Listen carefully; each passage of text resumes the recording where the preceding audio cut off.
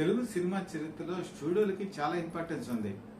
చెన్నైలో కనుక చూసుకుంటే వాహిని స్టూడియో ఏషియాలో చాలా పెద్ద స్టూడియో.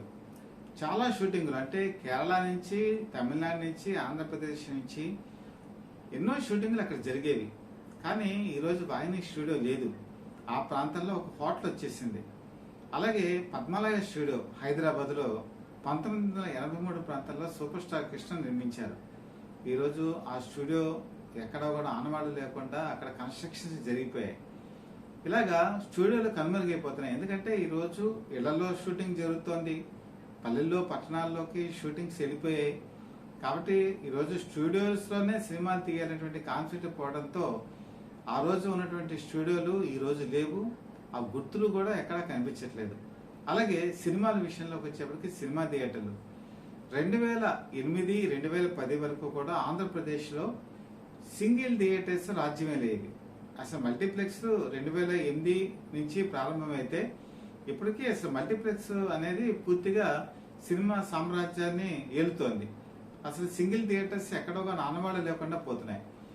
సినిమాలో సింగిల్ థియేటర్స్ ఒకప్పుడు విశాఖపట్నంలో చూసుకుంటే గీత్ సంగీత్ ఉండేది, సూర్య థియేటర్ ఉండేది, ప్రభాత్ ఉండేది, శ్రీకృష్ణ థియేటర్ ఉండేది, లక్ష్మీ థియేటర్ ఉండేది, పూనా థియేటర్ ఉండేది.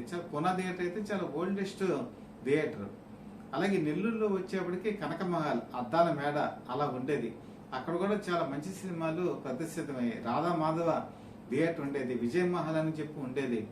అలాంటి థియేటర్స్ ఈరోజు ఎక్కడో కూడా ఈనాటి ప్రేక్షకులకి తెలియదు. ఎందుకంటే ఎప్పుడైతే దూరదర్శన్ 1985 ప్రాంతాల్లో తనకున్నటువంటి విస్తారమైనటువంటి సేవల్ని ముందుకు తీసుకెళ్లడంతో 1995 వచ్చేప్పటికి ప్రైవేట్ ఛానల్స్ రంగప్రవేశం చేసి రాజ్యమైనటువంటి తరుణంలో అప్పటికి ఈ సింగిల్ థియేటర్స్ అన్ని కూడా ఇబ్బందికరమైన పరిస్థితికి వచ్చేసాయి. ఆ తర్వాత 2008 తర్వాత మల్టీప్లెక్స్ వచ్చేప్పటికి మల్టీప్లెక్స్ దాటికి సింగిల్ థియేటర్స్ ఎదుర్కోవడం చాలా కష్టమైపోయింది. అందులోనూ ఏసీ లేనటువంటి థియేటర్స్, నాన్ ఏసీ థియేటర్స్ కి ప్రజలు వెళ్ళటం మానేశారు. కొన్ని థియేటర్స్ ఏసీ చేసినా కూడా వాళ్ళు ఏమాత్రం ఈ కాంపిటేటివ్ దానికి తట్టుకోలేకపోయారు. దాంతో చాలా సినిమా హాల్ని కళ్యాణ మండపాలుగా మార్చేశారు, గొడౌన్స్ కింద మార్చేశారు. కొన్నింటిని అయితే ఇప్పటికీ కూడా ఏమీ చేయకుండా వాళ్ళు ఉంచేశారు. కొన్నింటిని అపార్ట్మెంట్స్ కన్స్ట్రక్షన్ కింద మార్చేశారు.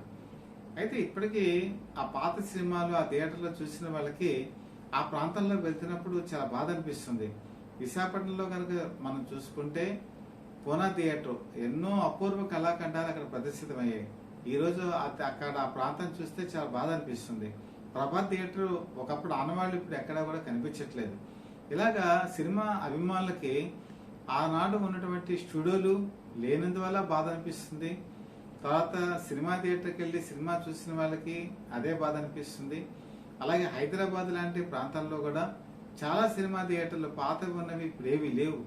ఆ ప్రాంతంలో తిరుగుతున్నటువంటి వాళ్ళకి ఆ ప్రదేశాలు చూసినప్పుడు అరే ఇక్కడ మనం మంచి సినిమా చూసాం, ఇక్కడే మనం కూర్చునే వాళ్ళం అని చెప్పేసి ఆ క్యాలిక్యులేషన్ చూసుకొని ఆ స్థలాలను లేదా ఆ ప్రదేశాలను అపార్ట్మెంట్లో చూసి ఊహించుకోవడమే తప్ప ఆ ఊళ్ళకి అందనటువంటి ప్రపంచం ఎవరికి కూడా తెలియదు. కాబట్టి రానున్న పరిస్థితులు ఆ కళాఖండాలను ఎప్పటికీ కూడా మనకి గుర్తుకు తీసుకుంటూ వస్తాయి.